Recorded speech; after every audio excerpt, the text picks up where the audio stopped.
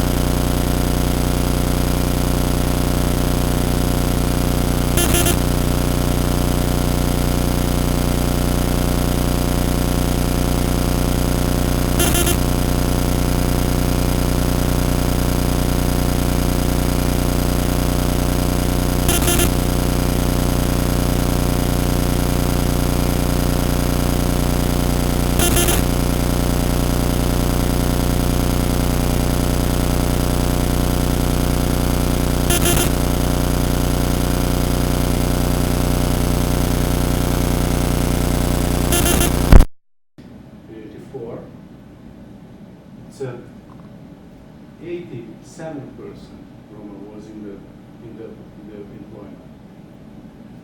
We have a job, and the woman probably 60.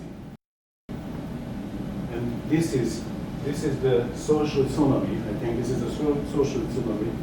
After this is the change regime, the Hungarian change regime, 1989 and 1990. We had a jobs, all family, 90%, and after 5 years, only 20%. 80% have jobs, and 84% after 5 years no have job. It's a social catastrophic situation for my history, for our history. As it well known, the crisis, not only in Hungary, but everywhere in the region, was the most severe economic crisis of the peacetime history of these nations, more severe than the crisis of 1929, 33. This was the big depression, you know. But this crisis, this economic and social crisis, was deeper and longer than big depression in the 20s and 30s. No matter what statistics we look at, the fall of GDP, or the fall of industrial and agricultural output, or the dramatic fall in employment, we realized that this crisis was not only deeper but also longer than the Great Depression. Between 1989 and 1993, 1/3 of Hungarian jobs were lost. Almost 1.5 million jobs. 30 to 35% of these jobs were those of the Roma. You understand? 1.5 million jobs we lost. And the Roma people was the most disadvantaged people. The length of the crisis is manifested in the fact that not only an unprecedented number of jobs was lost between 1989 and 1993, but also since then. Even number of jobs, even though there have been years of fast economic growth, there has not been a year with higher employment than in 1993, when Hungary's economy reached a low point. And today, there are even fewer jobs than in 1993. This means that since the crisis of the 1990s, the number of jobs has not increased, and the reintegration of the 800,000 people who have not only become impoverished, who have not only become unemployed, but became chronically unemployed and pushed to the margins of society. The problem is only exacerbated by the fact that by now these problems have been inherited by the second and third generation as well. We have to see clearly that this is not only a problem of the Roma. Only 35% of these 800,000 people of the underclass are Roma. But this means that in this group, the Roma are 4 or 5 times overrepresented compared to their presence in society. This is not a Roma problem also because it does not affect every Roma, only 40% of them. But this means that the Roma are at least 5 times overrepresented in the chronically excluded population that is falling behind.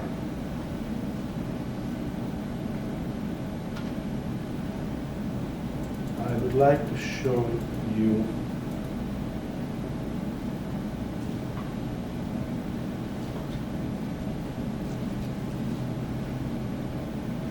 some picture.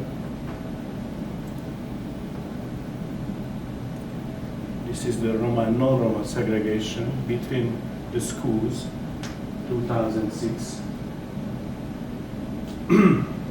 Residential segregation, the segregation of the poor, and above all the segregation of the Roma has strongly increased during the transition. If today one looks at Hungary's map to see where is the number of unemployed, this is the first Romani population in Hungary. You see near the borders a lot of Roma. This is the blue, over than 50%. We have 120 villages where the majority in the villages are Roma people, and more than 300 villages where we have more than 30% of the Roma people in the villages. This is the ghetto villages.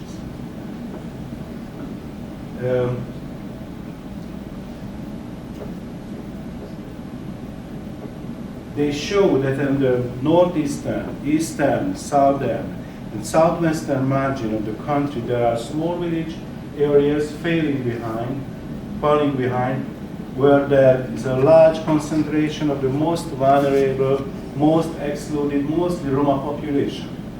Now we are not only talking about segregation within municipalities. Now there are not only segregated parts of the municipalities, but a growing mass of Romanizing villages. There are even whole regions that are being Romanized, ghetto regions. Ghetto regions are created, areas with unemployed, uneducated, mostly Roma population are coming into being. This is the disadvantageous microregions. Green and blue. Blue is the most disadvantageous microregions. We have 33 microregions where live 1 million people from Hungary, and from this 1 million people, 35–40% are Roma. The state is pulling out from these areas. Schools are closed, especially schools. This is unemployment rate. That could make it possible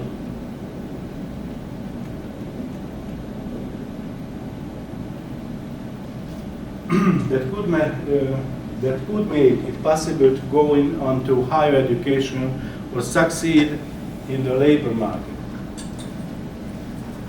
Shop closed, health and social institutions decay, public transportation becomes impossible. And when a country gives up on almost 10% of its population and gives up on 15–20% of its territory, there are usually bad results. For example, immigration exodus. Until the middle of the 1990s, the question of chronic political exclusion was swept under the carpet by politics. No one talked about this idea. Actually, the accepted view was that when economic growth comes, and it will automatically solve our problems. And economic growth came and eliminated or moderated a significant portion of poverty. But it could not eliminate this sort of deep poverty, this sort of chronic exclusion, not even turn it around. It virtually did not touch it. But by around 2003 and 4, it became obvious that sweeping this problem under the carpet is not a viable solution anymore, because the fact that we have to support the lives of these people under more or less European and more or less democratic circumstances. This is very expensive, threatens the countries catching up with Europe. At this point, political strategies were changed, and the sweeping of the problem under the carpet was replaced by making the lives of the municipalities inhabited by the highest proportion of poor people and their local governments impossible. What I thought to be unimaginably happened after the transition. A new wave of districting started in Hungary. This means the forcing of the schools and social institutions, etc., of the poorest small villages in the voluntary associations. Professors János Ladányi, Iván Szelényi call this process sacred districting, because of the Constitutional Court has ruled that municipalities cannot be forced into these modern associations through legal means, but only through so-called financial incentives, which in practice mean that they were not given funding if they did not join the associations. In the inventors of districting expected the rationalization of the system of municipalities and a decrease in budgetary spending, but this, like during the wave of districting of the 1970s, didn't happen. This happened along with the strong and increasing spatial concentration of the poor population. After the, excuse me, I will very long.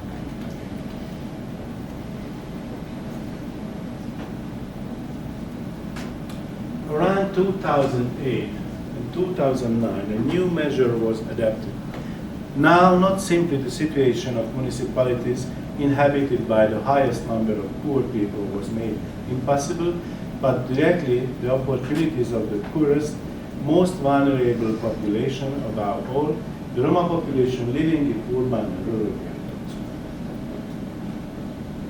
This probably started with the government either standing by while one or another mayor became leaders of movements, preventing the Roma from moving in. Why one or another local government tried to question the rule of law, one or another local government created segregated schools because they said that the laws of the land do not apply to them. But this time the government's determination to decrease budgetary spending was mixed with the determination to take the wind out of the sail of the far right and folk socialists. We have right-wing folk socialists in the Social Party. It's very, very similar to the far the members of the far right. Around 2007, just a second, in this instigating campaign, 10 governmental and local programs stigmatized the pariahs excluded from the workplace with the idea that they do not even want to work. The contraposition of those who are working on the usually completely useless public works projects with those who still have a job. The gaining out of ground of the far right and its paramilitary wing. The Hungarian Guard, which was of course watched standing by all Hungarian parties, led directly to the wave of violence that happened in Hungary in the past years. I agree with Professor Ladányi, who argues that the linear murderers have many connivers in crime. Linear murderers have many connivers in crime. The linear murderers are well integrated in the institutions and in the political system that has been formed in Hungary after the transition. In 1999, an era ended.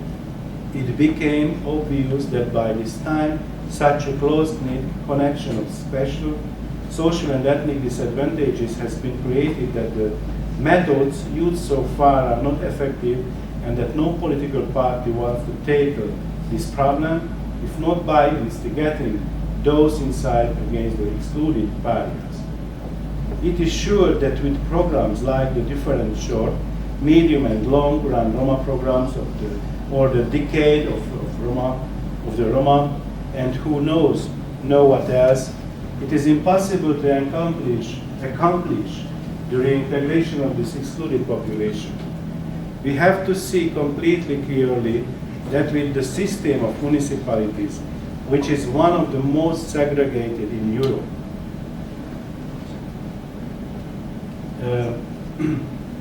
there is no chance of catching up. We have to see clearly that with one of the highest number of unemployed in the real sense of the word, there is no point in thinking about reintegration. We have to see clearly that with the current Hungarian social structure and the widening gap that is created in Hungary between the poor and the very poor, this country will never be able to catch up. It is clear that in Hungary, the system of real estate ownership that was created after the transition, where the proportion of subsidized apartments for rent is the smallest in Europe, not even talking about that so few subsidized apartments that we have in Hungary could only happen in some very strange third world country. It is not possible to talk about any kind of catching up. It is clear that with such an educational system, and now I'm going to end this list, although I could go on for a long time, that is with the current Hungarian educational system, which is probably the most segregation in Europe, because it segregates to such a large extent that it would probably be more reasonable to talk about apartheid in the schools, because in circumstances where almost every other student of Roma origin studies in a segregated school, part of the school or class or goes to schools or classes established for the education of special needs students, but really for the Roma. There is no way to seriously talk about any kind of catching. The necessarily criminalized word of living together has strengthened racial prejudice, which give ground to neo-fascist hate. The tragedy of the war-stricken countryside was known to everyone, to left and right-wing political parties alike, but they tried to quickly forget the bad news. The anti-Roma emotions of their voters were more important than interfering with the more and more violent situation and trying to find peace and a way out.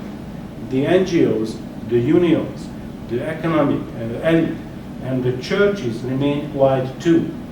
Some non-governmental organizations, primarily the Crisis and Rights Protection Office of the Roma Civil Rights Foundation, stood up against the damaging processes. We were trying to stop the practice of forced evictions ordered by municipalities and to give protection to the Roma against police brutality and the exclusionary practices of the authorities.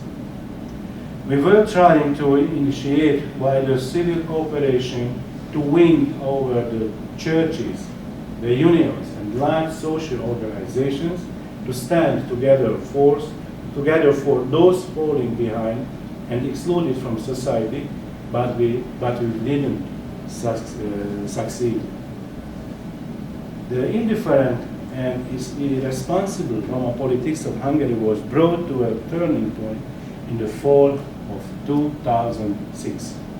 In Olaszliska, this is a northeastern Hungary little village, a man thought to be responsible for a traffic accident was lynched in front of his children by villagers and their relatives of the 12 years old girl thought to be the victim of the accident who survived it without a scratch. The extreme right thought that the time has come to call on Roma crime and put all forms of deviant behavior, social problems and crimes committed by Roma under this hand. And they saw the murder as a manifestation of the Hungarian authorities and the corrupt and antisocial policies of the political parties. The village became a staging area for neo-Nazi groups, a cultic place. They created a website called cigánybűnözés.com, romacrime.com, publicly humiliating the Roma population and instigating against them with the help of the Hungarian authorities, hiding behind freedom of speech. The party, the neo-fascist party, the name is Jobbik. Jobbik, it means better, the better. Organized a systematic actionist social movement against the Roma and the construction of Hungarian democracy with apparent fault lines, with motorized units, street riots, and football hooligans who massed up Budapest in 2006. But also started the Right Protection Service to give legitimacy to neo-fascism in public life and in courts. They coordinated different traditionalist neo-Nazi groups and in 2007 funded the Hungarian Guard, Magyar Guard. They did so in the Buda Castle under the window of the Hungarian president, who didn't feel obliged to protest in the name of the nation against this provocation against the nation. Jobbik and its Hungarian Guard, the military wing of the Hungarian far right, and their intellectual supporters with the lead of the openly Nazi internet trash, Kurucinfo, thus entered the empty space that official politics was trying to forget about.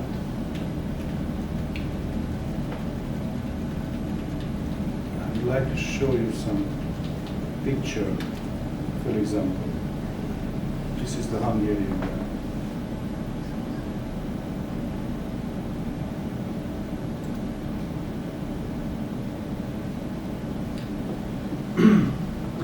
This is the iPad,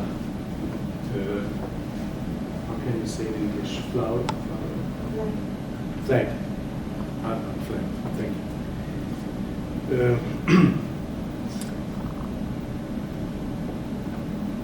The gaining of of ground of the guard was ignored for a long time by both left and right, or rather it was watched with cynical gloat in the hope of political gains. The right and the left were in a Cold War relationship. The right used the guard to distinguish itself from the far right, while the left used it to badmouth Fidesz. It is true that Vona Gábor, Gábor Vona, is a leader of Jobbik and the Hungarian guard, the same person, the leader of Hungarian guard, and the leader of the president of the Jobbik party, the neo-fascist party, it's same. He is a Vona Gábor.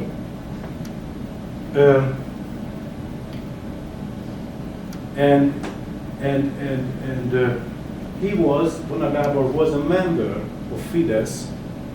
The Fidesz, this is the present governmental party, and was a member of the same local group as our Prime Minister, Viktor Orbán. They were together in the local civil circle. The name was the right-wing civil organization.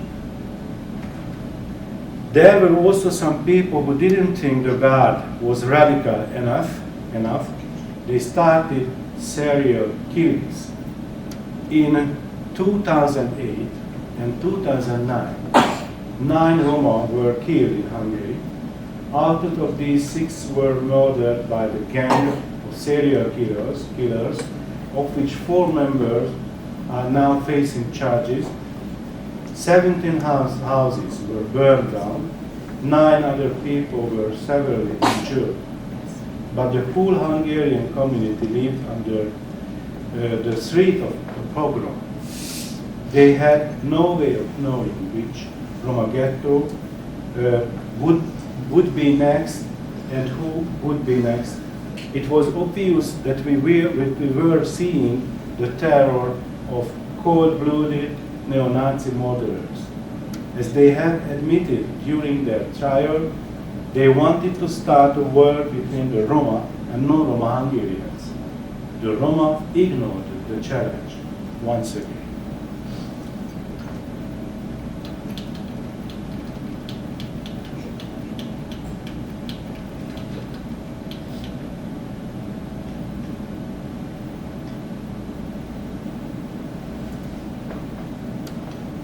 The dramatic situation of the Roma is thus a manifestation of the irresponsible and bad economic and social policies of the past 2 decades. Both sides have a historical responsibility for this.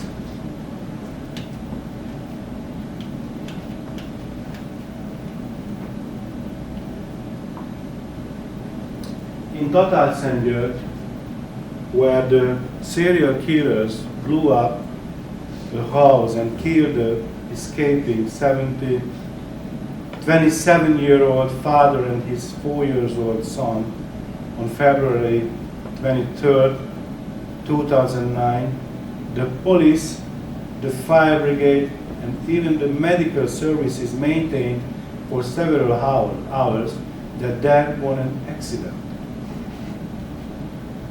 The parliamentary committee that investigated the murders found serious omissions on the part of the National Security Services and the National Bureau of Investigation. Thus, if they had done a better job, innocent people would not have been killed. The villages, in anticipation of further attacks, organized voluntary guards to protect themselves. On 15th March 2009, in one of the towns, suspicious car, I don't know in English, thank you, suspicious car was attacked by the Roma patrolling the streets. This town, Miskolc, my born town.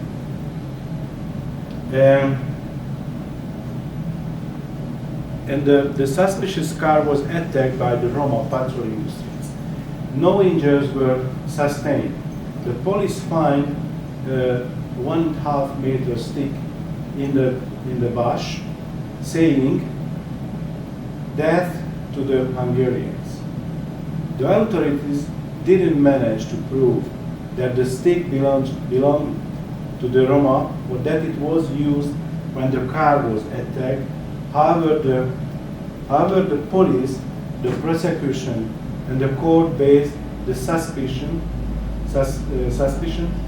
the accusation and the ruling on this stick. The crime committed by the Roma is armed violence against the member of community. It was argued that their act was hate crime motivated by anti-Hungarian racism. None of the 11 accused understood the accusation. They wanted to protect their families from racist violence. In total, they were given 41 years in prison. On the last week, the second degree court released 6 Romani persons from pretrial detention after 35 months. 35 months they were in the prison, in the jail. The law that was used for their conviction, and one of them is not Roma, was passed to protect the Roma. We think that the period between 2006 and 2010 is the period of the worsening of the Cold War between the Hungarian right and left, which led to the complete loss of the political and social legitimacy and credibility of the left, which led to a confusion of its state apparatus. This period is the period of the decay of Hungarian democracy and the strengthening of the extreme right. These processes were further fueled by the world economic and financial crisis of 2008-2009. Politics of the current government. In the 2010 general elections, Fidesz, the Young Democrats, claimed 2/3 of the seats in the parliament, which is equivalent to unchecked power. According to a poll, 80% of the Roma voters supported the Right-wing party, which promised full employment, and their high support was also influenced by disappointment with the Hungarian Social Party, and they hoped Fidesz could protect them from Jobbik, from neo-fascist party. The question whether the Fidesz administration would destroy or strengthen the lopsided institution of the Hungarian constitutional state has been decided. They destroyed it and made it resemble its one-man party. A further question was whether the politics of national unity would include the Roma who had been left alone and despised for 2 decades, or we have to give up on escaping the modern ghettos for further decades. This has been decided too. We are only part of the nation on a rhetorical level. Their difference from the extreme right are stylistic, and the division of rules is clear. Jobbik makes a scandalous and openly racist proposal, which sometimes lead to some weak protest, and then Fidesz codifies a softer, more acceptable version. Examples. Jobbik, the neo-fascist party, wants to establish so-called public security camps. This is the new Hungarian expression for concentration camps, and introduce forced labor as a response to Roma crime. Institution of forced public works. Public workers can be transported far away from their homes, put up in temporary accommodation for a payment of $2,000. These supervisors are veterans, or the supervisors are veterans or policemen. Jobbik proposed to bring the minimum age of culpability down from 14 years to 12 years. According to the chairperson of the relevant parliamentary committee from Fidesz, KDNP, the idea is important to consider, but it would be difficult to codify.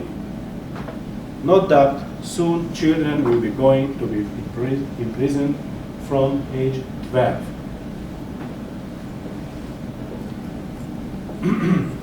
The bad conscience, how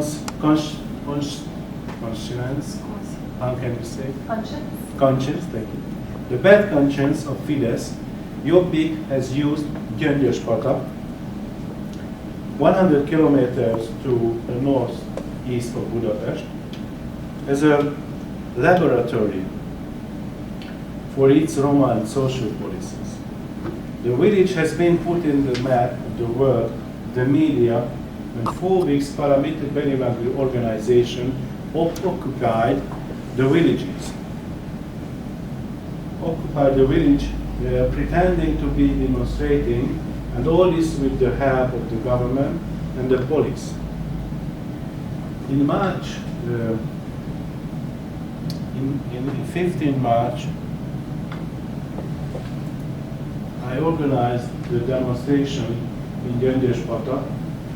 The village was occupied by the paramilitary organization, Better Future, the name. This is the part of the Jobbik and the Hungarian Guard. And the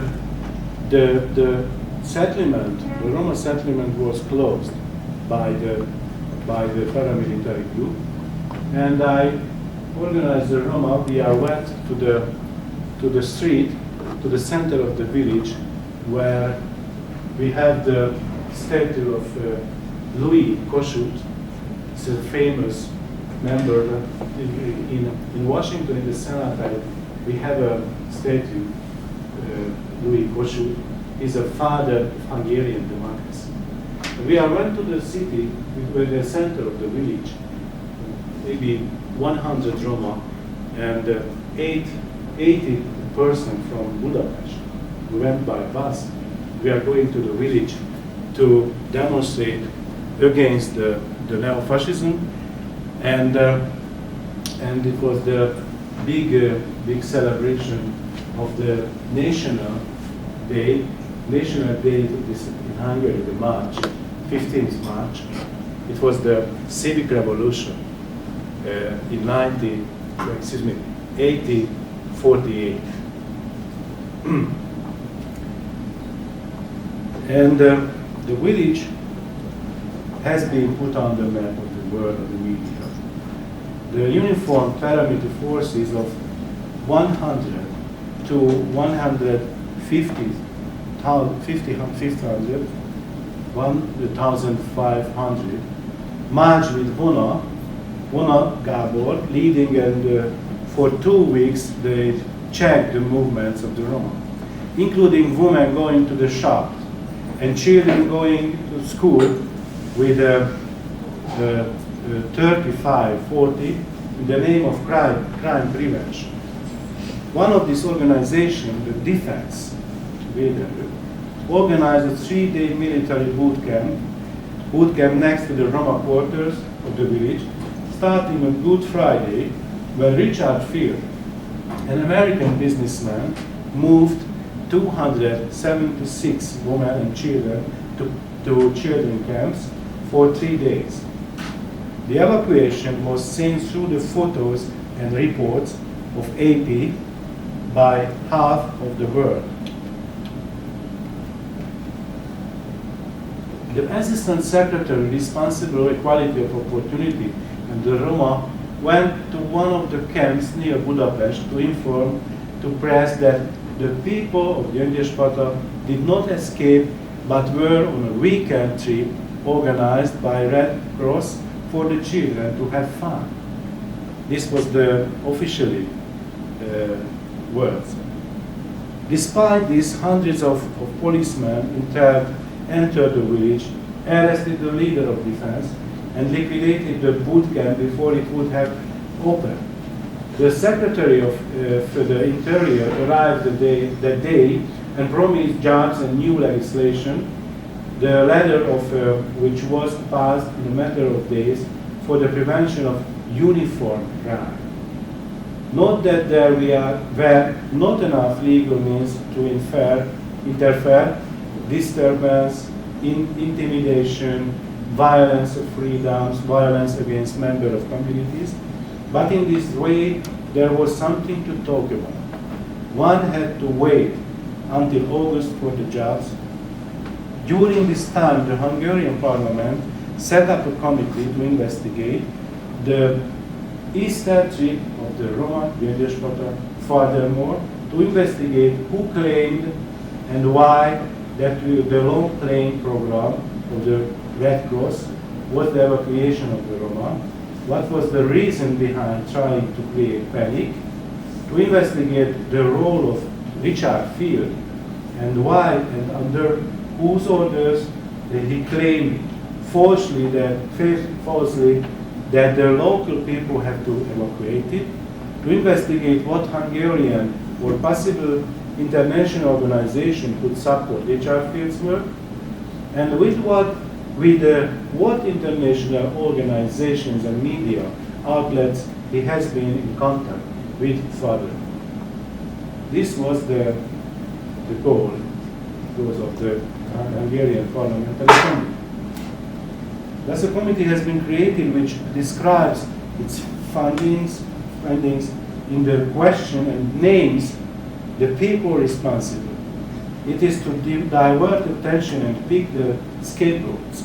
The Hungarian Parliament is not dealing with why and how neo-fascism has come about, what should immediately be done in view of the reason, but with how the people who stand on their feet in speaking out for the persecuted Roma could be affected and punished. The chairperson of the committee is Máté Kocsis, mayor of one of the inner city districts of Budapest, Józsefvár, which has many Roma residents who started a campaign against homeless people this fall. He called a referendum about getting rid of the homeless from the district. Largely, the referendum was not conclusive, as only 16% voted, but those who voted support his fight against the homeless with a convincing majority. Thus, the Prime Minister named him Special Counsel on Homeless Issues too. Not only the Roma, but the homeless too can go on vacation during his term. The mayor of Gyöngyöspata was not as strong. He resigned because of health issues. Naturally, Jobbik, the neo-fascist part, nominated the new mayor in his place. Since this was their aim, the talking political power and the village supported the Jobbik candidate, Oskar Ivánc. Fidesz, or even the left hand, no one ran against him, thus they indirectly had Jobbik. But as the Secretary of the Interior promised on August 1st, they started as an experimental model program, the new public works here. Social scientists demanded in July the repealing of the law that would allow those on benefits to be forced into public works programs. The protest was joined by 3,500 persons. The Hungarian Civil Rights Movement sent an investigative group to report on the experiences of the program. The report found that the program was organized such that only Roma work in, and they have to do jobs that could be done more economically and cheaply in other ways. 8 hours a day for 47,000 Hungarian forint. This is $210. Inhuman circumstances, while even the most elementary rules of employment and health and safety are ignored. Thus here we cannot talk about a real public work program, but a campaign with the aim of regulating and humiliating its participants. This claim is further supported by the fact that the authorities arbitrarily, under false pretenses, take fines in the thousands from the meager wages, and thus they end up being lower than benefits. It's a very long, excuse me. Prime Minister Orbán went on TV to say that from January there will be no benefits. As he said, one of the factors behind the reproduction of public debt is that starving men receive benefits instead of participating in public works. Thus, from January 1st, instead of benefits, they will be offered public works. In next year's budget, Hungarian forint 132 billion forint will be dedicated to public works. And according to experts' calculations, this will involve the forced labor of 200,000. Viktor Orbán said in another program that public works projects will include the construction of dams, the cleaning of sewages, and the construction of reservoirs without 21st century technology. We will receive more money from the Union if the investment projects lack quick and efficient machines, if the tasks are completed with the hand of people. The new stadium will be constructed too. This system of the violent elimination of unemployment and the use of slave labor for massive public construction projects was perfected in Mussolini's fascist state and followed by Gyula Gömbös with the National Work Plan in Hungary in 1932.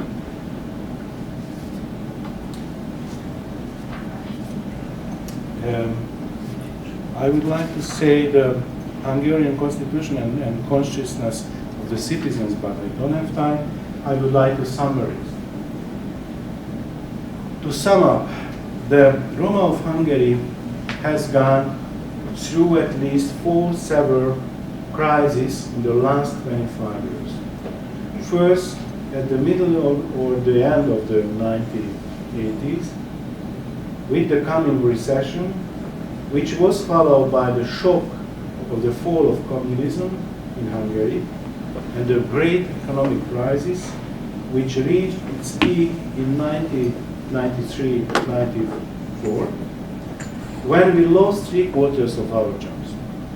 After the EU accession meant a new period of adaptation and disadvantages, because they didn't spend the funds on the Roma and the reintegration of the Roma, but on increasing their exclusion.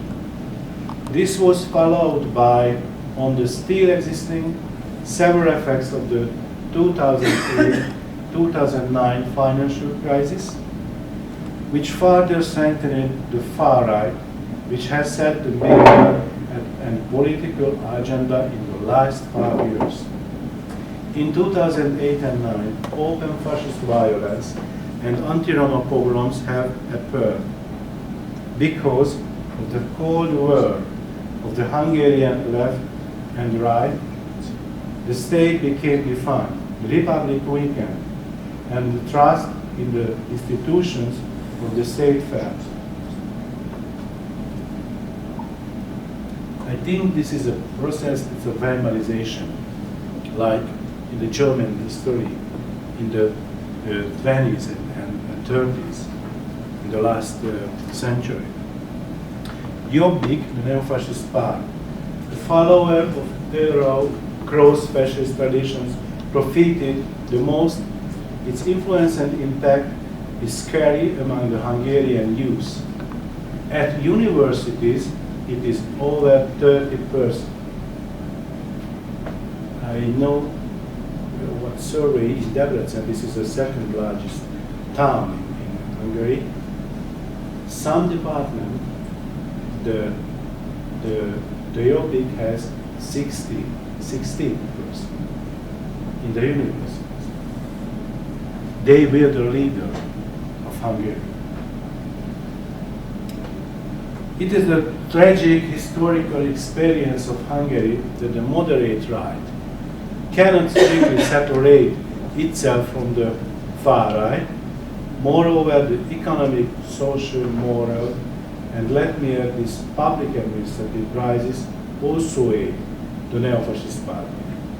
In Hungary, the government led by Viktor Orbán has eliminated the institutions of the Republic, of the Western European transatlantic type, and replaced it with a despotic system of power with an Eastern orientation. This system is much closer to Jobbik than to European Christian Democrats. Thus, the Roma forced into the Roma reservations of the villages and the ghettos of the town. And here we are talking about more than half of the Roma population, rightly feel that they are in immediate danger. The civil rights movement, with the traditional non-violent methods of demanding rights, has tried to give legal and political protection to the Roma and the people in similarly bad situations. We have run out of means. We do not have influential allies in the economic and political elite. We have been targeted by negative campaigns. We think Canada is a rich and strong nation. Please think about whether your country would be able to accept a significant number of Roma refugees. Send, please, an investigative commission, fact-finding commission to Hungary, so that your responsible experts can assess the situation on the ground. So I hope you can form your opinion and relate to the people who take the difficult route of immigration. I hope that I have given credible information to the Canadian people on the situation of the Hungarian Roma. I believe that if Canada took its moral and human rights obligations seriously, most of the immigrants would be granted residency. However, this question has political and significant economic aspects. I propose to Canada that taking into account our common interest, it should exploit, in a way my home country doesn't want to the opportunity inherent in the young Roma populace.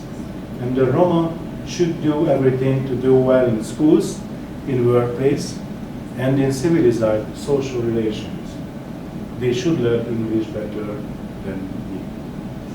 Design your immigration policy based on precise information and use economic and diplomatic means to help Hungary to strengthen civil society, the small circles of freedom, and to use all your means to push the Hungarian government to decide responsible and professional about the fate of the Hungarian Roma. Thank you for your attention.